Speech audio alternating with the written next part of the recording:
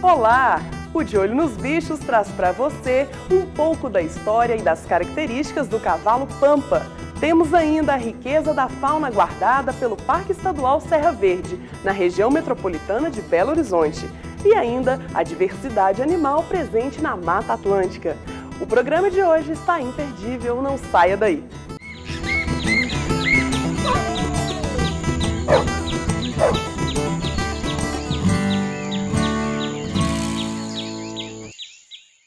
Uma raça de pelo fino e malhado, de médio porte, fácil montaria e temperamento dócil. Esse é o cavalo Pampa, que vem conquistando criadores brasileiros pela beleza das pelagens de várias cores e pela marcha, o que o torna ideal para enduros e turismo equestre.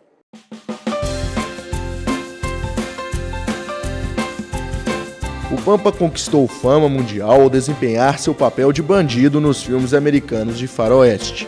Montados pelos índios, geralmente a pelo, estes cavalos coloridos, autênticos mustangues das pradarias americanas, ainda hoje encantam olhares de milhões de telespectadores em todo o mundo, seja pela beleza de sua pelagem ou por sua velocidade e agilidade.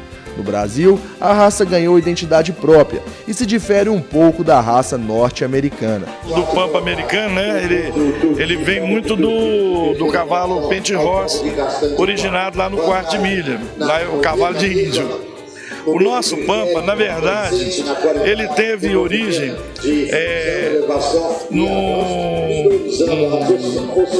um general na época do Império. Ele foi disputar a guerra lá no sul e aí ele levou um cavalo bragado para São Paulo, para o Rio Grande do Sul. Chegou lá esse cavalo bragado, ele cruzou várias éguas pampas, várias éguas. E aí o bragado deu animais malhados, pintados. Aí quando essas éguas voltaram para São Paulo, e ele fez questão de trazer essas éguas de volta, como elas vieram do sul, associou, então, aí começou a chamar éguas Pampa, entendeu? E lá no sul chama Tobianos, por causa desse coronel, desse general que chamava Tobias. Há 20 anos, criadores se organizaram em uma associação. Segundo o presidente Haroldo Rodrigues, a criação da associação foi de suma importância para a valorização gradativa da raça entre os criadores brasileiros. A associação surgiu de uma necessidade dos criadores de cavalo Pampa, porque as outras associações faziam muita discriminação com o cavalo Pampa.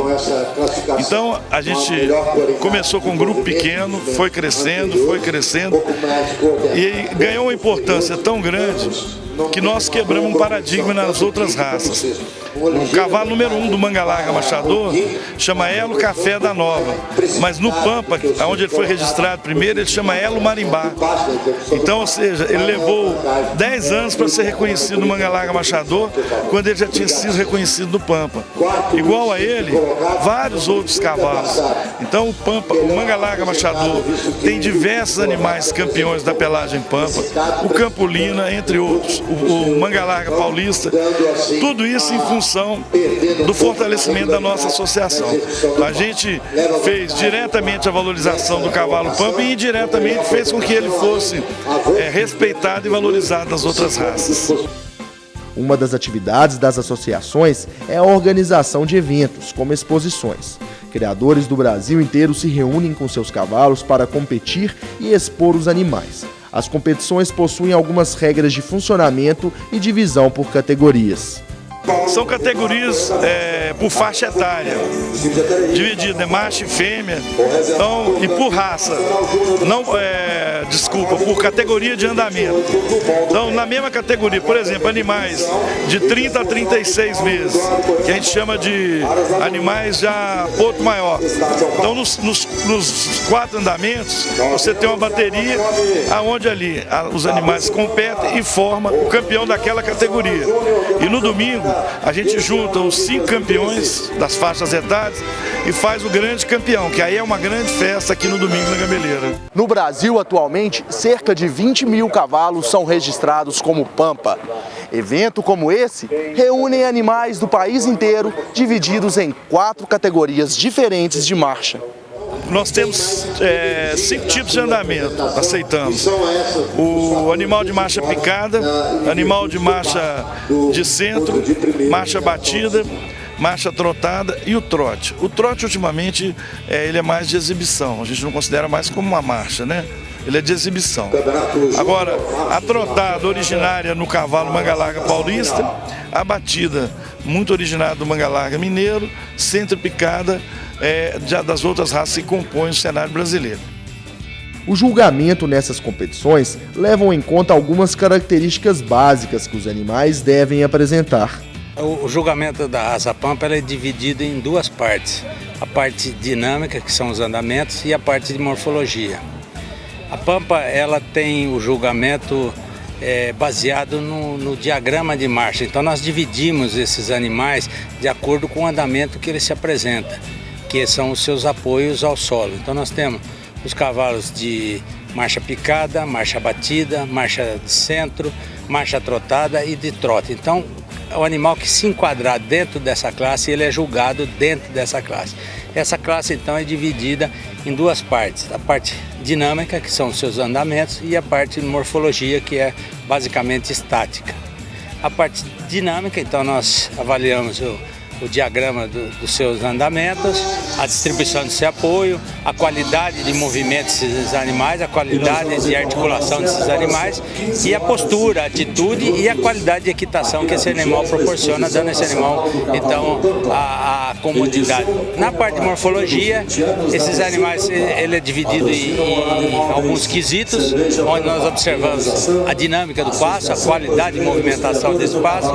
Nós temos a parte de membros, a avaliação desses membros, aprumos dinâmicos, aprumos estáticos, e também nós temos a parte de tronco, onde é avaliado todo esse tronco, a qualidade, a característica desse tronco, a proporção desse tronco, e o conjunto de frente, onde ele pode expressar principalmente a caracterização racial, que as caracterizações dos animais das raças são definidos nessa caracterização racial, e também essa leveza desse conjunto de frente, o direcionamento desse pescoço, o posicionamento de cabeça.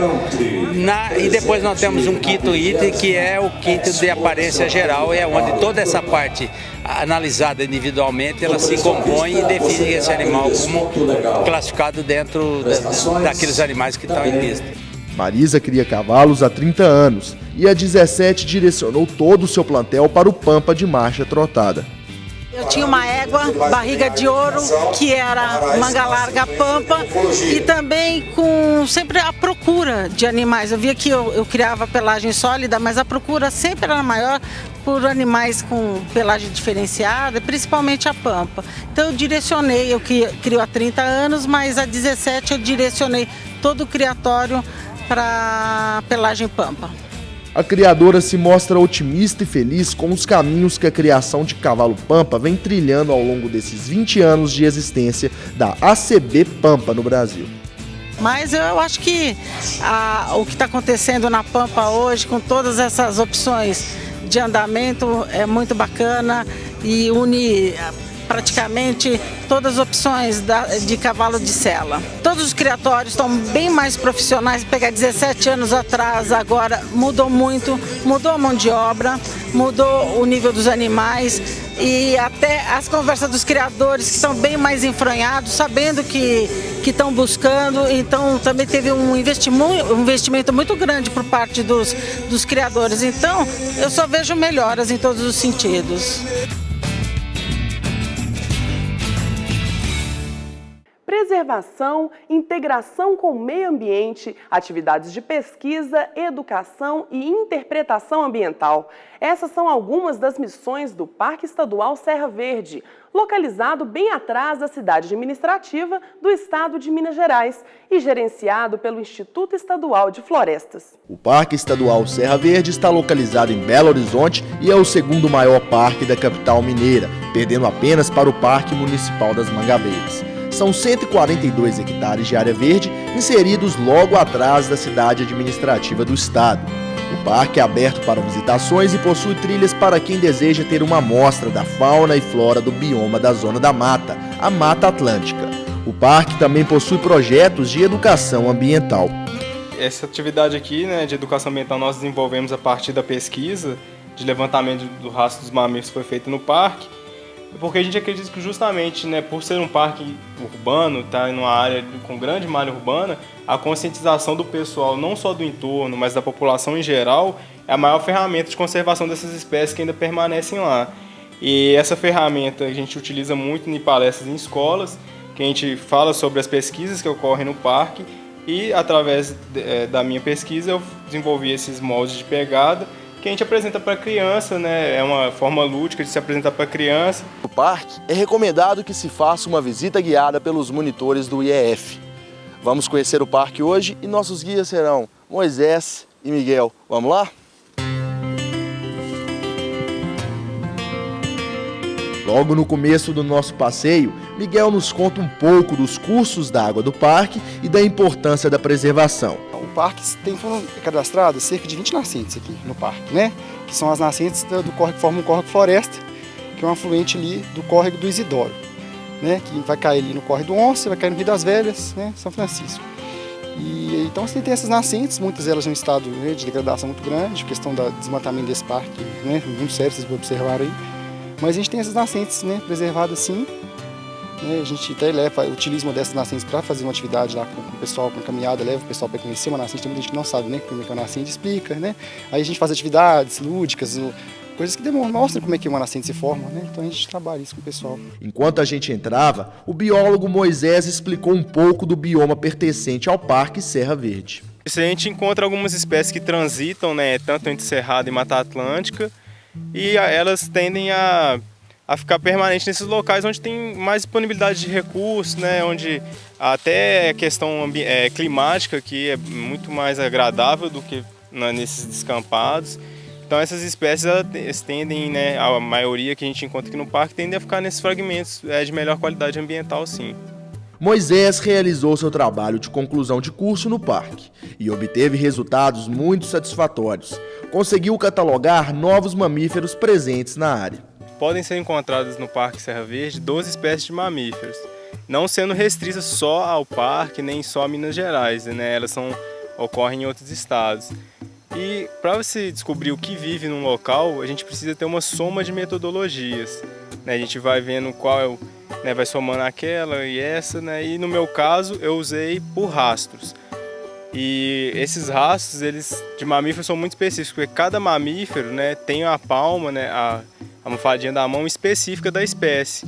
Então eu vou saber pelo rastro qual mamífero que passou nesse local. Mas a gente já soma também a fezes também, a gente pode conseguir com uma análise mais aprimorada, tocas. Encontramos mão pelada, é muito comum, né, o guaxinim, se encontrar rastros próximos a cursos d'água, porque ele tem esse hábito mesmo de, né, ficar bem próximo a cursos d'água.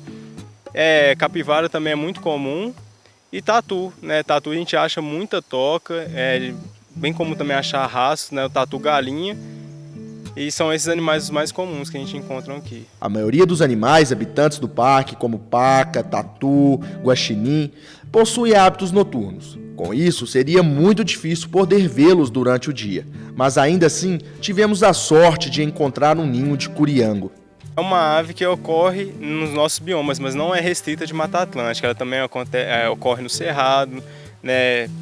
Acho que no Pantanal também tem ocorrência, né, dessa ave. E ela não é restrita. Ela, né, como vocês puderam ver, a defesa dela está na camuflagem, né? Ela aposta na camuflagem, que se confunde, né, com o substrato da floresta, e essa é a maior defesa dela. E o curiango ele costuma colocar até 2 ovos mesmo, cuidando e se alimentando de insetos, e é uma ave noturna. No final da nossa trilha, nos deparamos com uma impressionante vista da cidade administrativa. Um belo contraste. As curvas concretas de Niemeyer emolduradas por uma belíssima área verde. Ao término do passeio, o Carcará estava lá, todo imponente de vigília, como se guardasse o parque. Quando nos aproximamos, a águia do sertão, em um rasante, voou como um avião. Nosso programa fica por aqui. Muito obrigado pela companhia e acompanhe todas as nossas novidades nas páginas das redes sociais. Até a próxima!